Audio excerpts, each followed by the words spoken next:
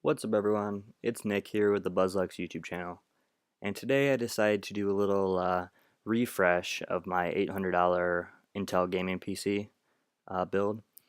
Um, Now I did this because NVIDIA actually released their GTX 960 today, and it came in at a lower price point than what I originally thought.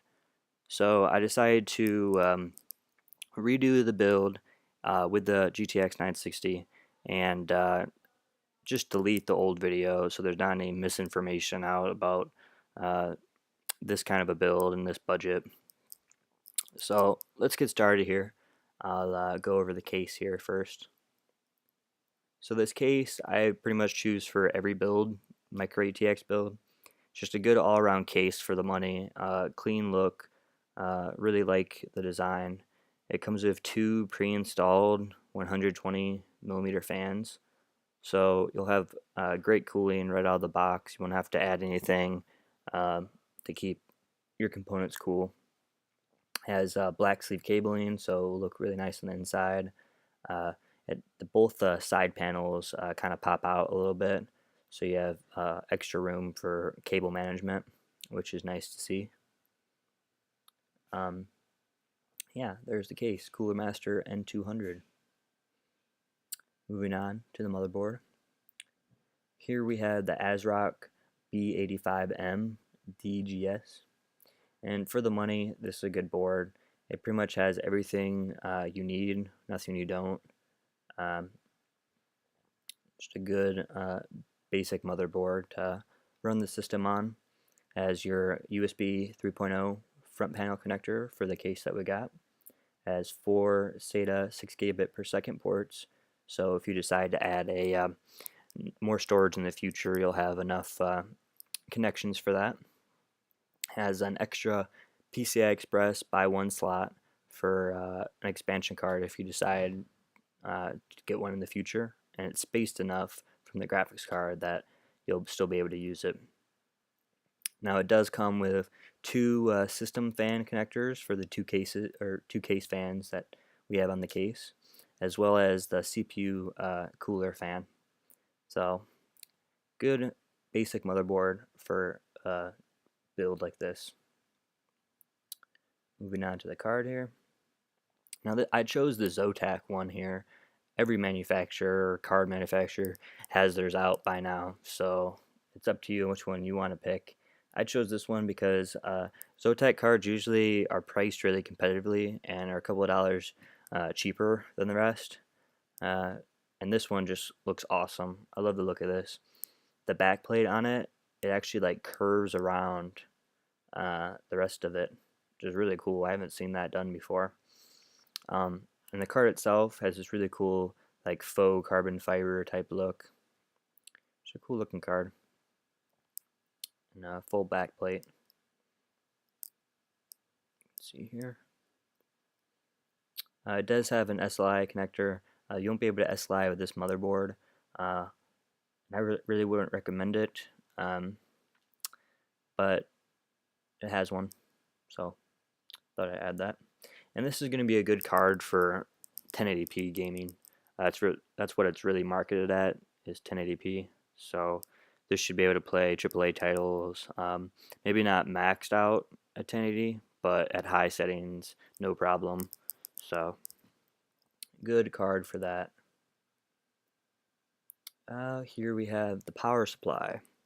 Now this is a non-modular power supply, but it doesn't have too many cables, so you'll be able to cable manage them fine in the case, this EVGA N200. But it's a 500 watt, which should be more than enough power for this kind of a build. And it does leave you a little room in the future if you decide to upgrade your card with a different one, maybe one that requires a little more power. You'll have the power supply to be able to run it. It's a 3-year warranty, 40 amps on the 12 volt, good price with the rebate and everything. It's a good processor, or power supply, excuse me. Alright, moving on, we have the processor. Now, in my previous build, I had an i3 actually in the build, but with the price point of the GTX 960, it left enough room to upgrade to an i5. So that's what I did here. I put in this is the entry level i5. It's the i5 4440. It's a quad core. The cores are clocked at 3.1 gigahertz and 3.3 gigahertz turbo. So I believe it's like one or two cores. Well, turbo to that when needed. Um, yeah, it's just a good four-core quad core processor. So these new games that are coming out that require four cores, you'll have four pretty powerful cores here to run those games. Now in older games, it should still do fine. Still, ones that only make use of like two threads, you'll still be able to play them no problem. But what this will really shine at is new games. You'll have four cores that will be able to run the new games. Alright, here we have the RAM. Now I just chose some 1600 megahertz 99924 timed RAM at a good price point. This one's actually really well priced right now with this promo code. It's actually very good price for RAM right now. So moving on here, we have the Silicon Power SSD. It's 240 gigabyte, and I use this pretty much for all my builds. Personally, I wouldn't feel right, spending more than this, more than I have to an SSD right now, and then in a couple months the price will just be cut in half on most of these SSDs. So might as well get one that works now, and then you can get a larger capacity later of a better one when they come down in price. But this has 500 megabyte read, 500 write, good IOPS. Actually has like a 2-year warranty plus another 3-year when you register it. Yeah, so 3-year plus additional 2-year so a 5-year warranty on this is pretty good, I have to say. Alright, moving on here. And then I just added Windows 8, and Microsoft just announced actually that you can upgrade to Windows 10 for free.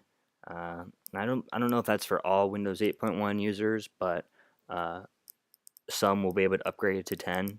And I don't know if you're holding out to build a computer till Windows 10 came out.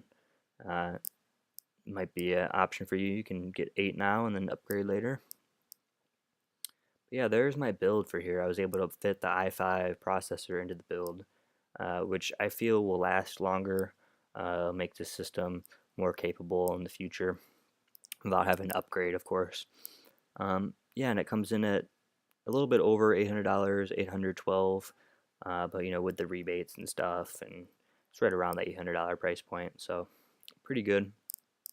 Now for a little bit more money, you could get a better i5 processor, but this one will be just fine for a while to come still. So there you have it. Thank you for watching. This is Nick with the BuzzLux YouTube channel.